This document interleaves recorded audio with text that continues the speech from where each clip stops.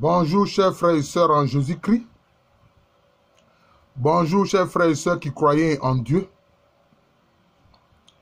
Quelquefois, quand je vois sur les réseaux sociaux, les gens qui critiquent l'Église catholique romaine. Mais l'Église catholique romaine, là, sa doctrine est parfaite. Sa doctrine est juste. Sa doctrine là, est la vérité. Concernant la double nature du Seigneur Jésus-Christ, c'est de ça que je vais parler. Il y a des églises qui refutent la double nature du Seigneur Jésus-Christ. Et l'Église catholique romaine, à juste titre, proclame Jésus vrai Dieu, vrai homme. C'est-à-dire il est homme à 100%, il est Dieu à 100%. Mais c'est ce que certains refutent et refusent de reconnaître. Mais je vais leur donner les preuves de cette vérité dans la Bible, dans les évangiles. D'abord, concernant sa nature humaine. Mais vous voyez qu'il est né d'une vierge, la Vierge Marie. Sauf que lui, là, il n'a pas de papa humain. Il a une mère humaine, mais il n'a pas de papa humain. Son père, là, c'est le Père Céleste.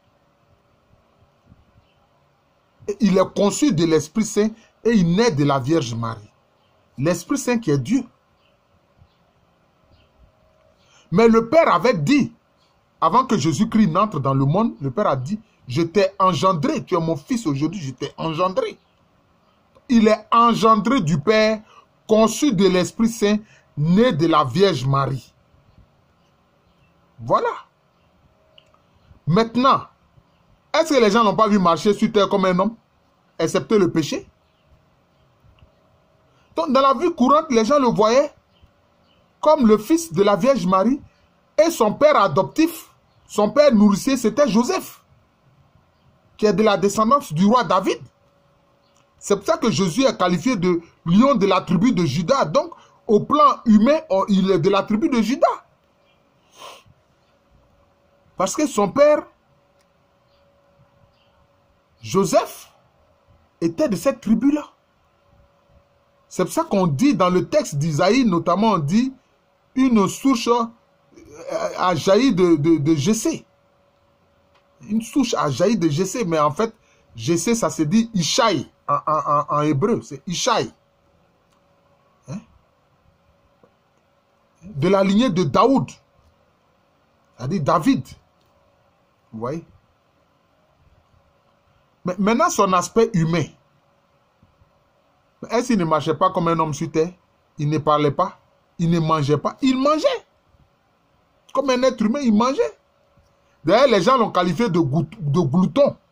C'est pour ça qu'il a dit. Il dit, mais Jean-Baptiste ne mange pas, il ne boit pas. Les gens disent que c'est un possédé. Le Fils de l'homme mange, boit, on dit que c'est un glouton. Mais il s'est qualifié d'abord de Fils de l'homme. Quand il était dans la barque avec ses apôtres, et que le vent s'est levé, que les vagues sont montées, qu'est-ce qui s'est passé? Où il était? Il était à l'arrière de la barque et il faisait quoi? Il dormait. Il dormait. Les hommes dorment. Alors qu'il est dit dans un psaume que celui qui veille sur Israël ne dort ni ne sommeille. Vous voyez? On dit Yahvé qui veille sur Israël, là, il ne dort ni ne sommeille. Mais Jésus-Christ, en étant devenu homme, excepté le péché, là, il dormait derrière la barque. Mais quand ses apôtres paniqués l'ont réveillé pour dire, mais Seigneur, mais tu ne vois pas que nous sommes en train de périr? Et quand il s'est levé, il s'est adressé aux vagues et au vent. Là, maintenant, ils ont dit, mais quel est celui-là à qui même le vent et l'océan, la mer obéissent? C'était la mer de Galilée. Le lac de Tibériade. Voilà son aspect humain. Et quand il était avec ses disciples, Il a précédé ses disciples sur le chemin. Eux, ils sont allés, je crois, peut-être chercher de la nourriture. Et lui, il est arrivé dans un village des Samaritains et il s'est assis au bord du puits de Jacob. Où cette Samaritaine est venue le trouver et puis il lui a demandé, Jésus lui a demandé de l'eau à boire. Il avait quoi? Il avait soif. Le texte dit qu'il était fatigué et il avait soif. Mais c'est un homme qui se fatigue et puis qui a soif. Les êtres humains se fatiguent et puis ils ont soif.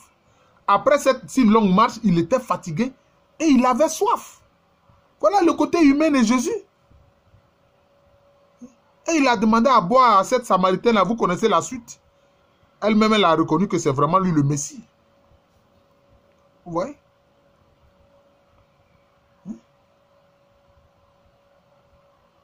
Jésus n'a pas pleuré sur Jérusalem. Jésus, là, il n'a pas pleuré sur Jérusalem. Mais c'est son côté humain.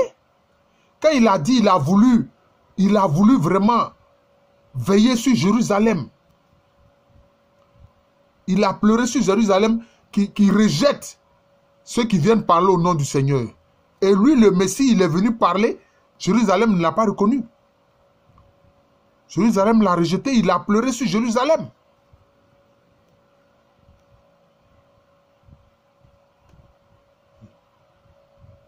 Et quand son ami Lazare est mort, bon, d'aucuns disent qu'il a pleuré parce que Lazare est mort.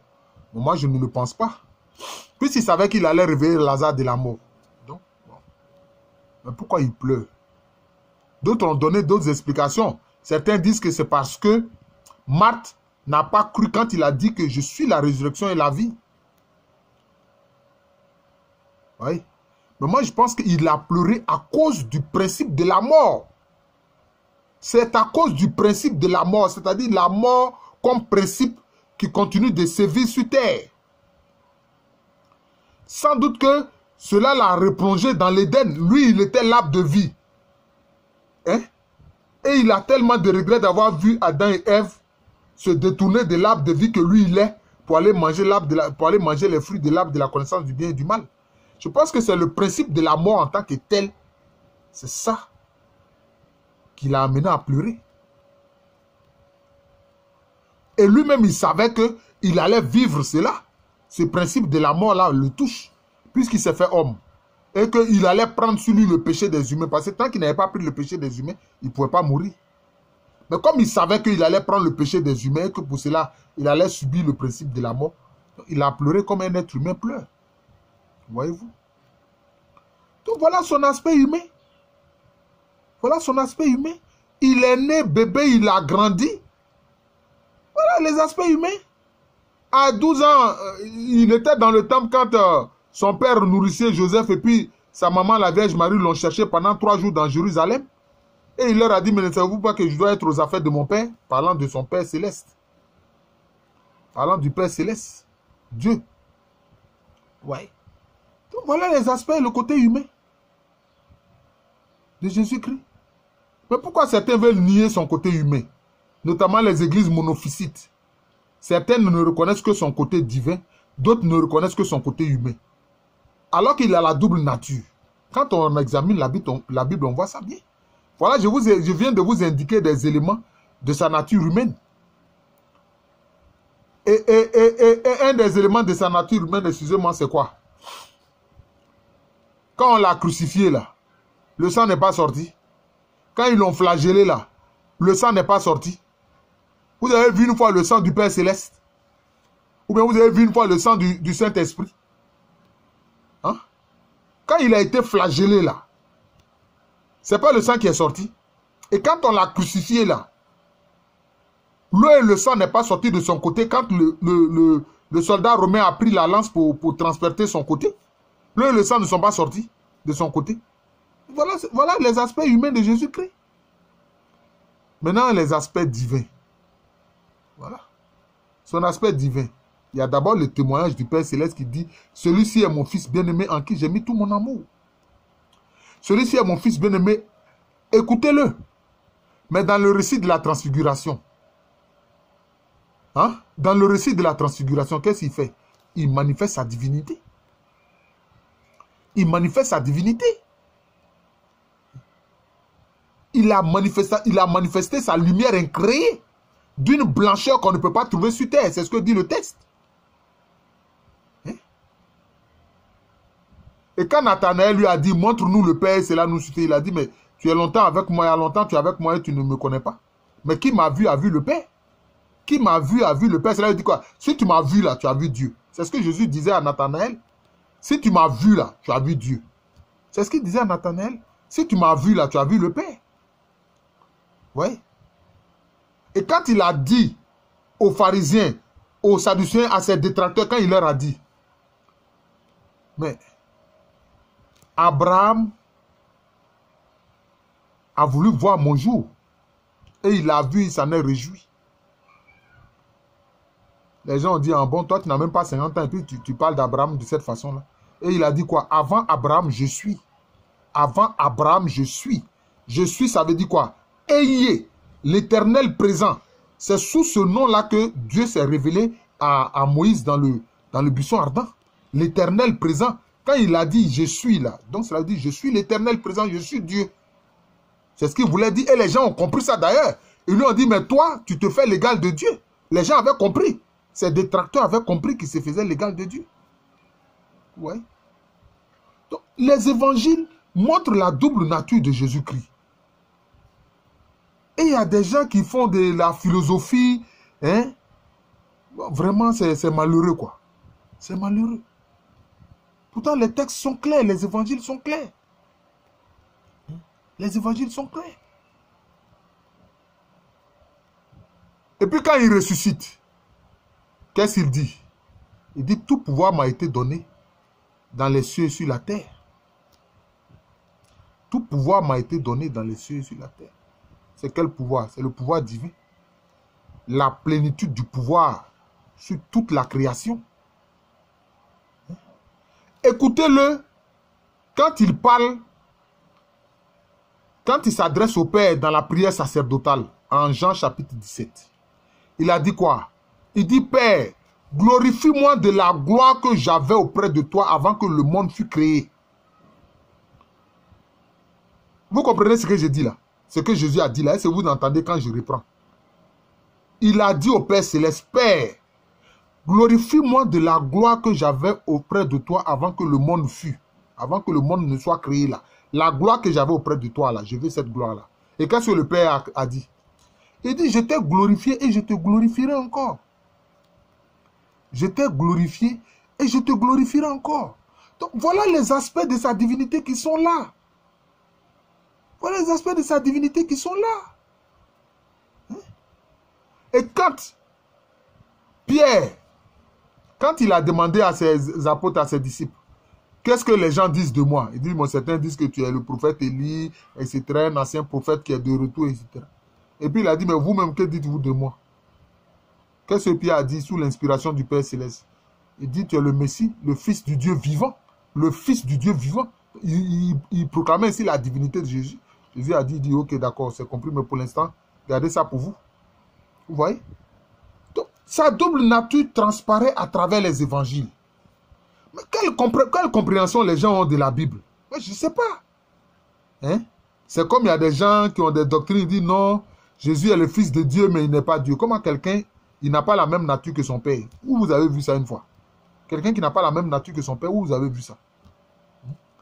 Que le Saint-Esprit, c'est une force que Dieu utilise, mais ce n'est pas Dieu. Quelles sont ces choses-là? Hein? Les gens élaborent de fausses doctrines parce qu'il ne faut même pas attention même à la lettre même des évangiles. Il faut d'abord faire attention à la lettre et puis ensuite à l'interprétation. Vous voyez? Donc Jésus manifeste sa divinité dans la transfiguration. Vous voyez? Et quand il ressuscite,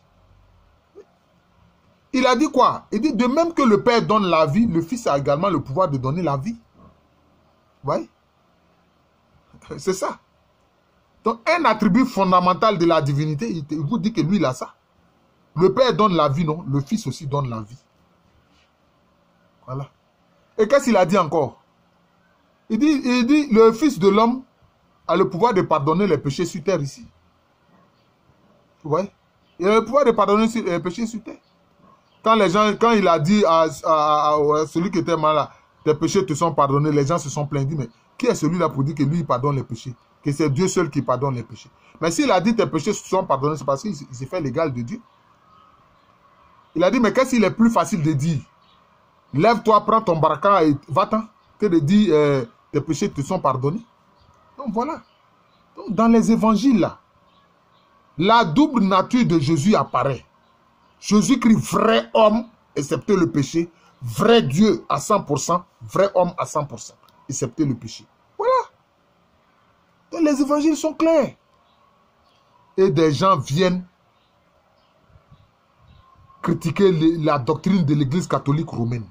L'église catholique romaine est dans la vérité. C'est tout. Elle est dans la vérité, c'est tout. Et je viens à travers cette vidéo-là. J'ai pris des éléments dans les évangiles pour que vous voyez que vraiment, dans les évangiles, on voit la double nature du Seigneur Jésus-Christ. Son humanité à 100%, excepté le péché, et sa divinité à 100%. C'est clair. C'est aussi clair que... C'est clair. Simple.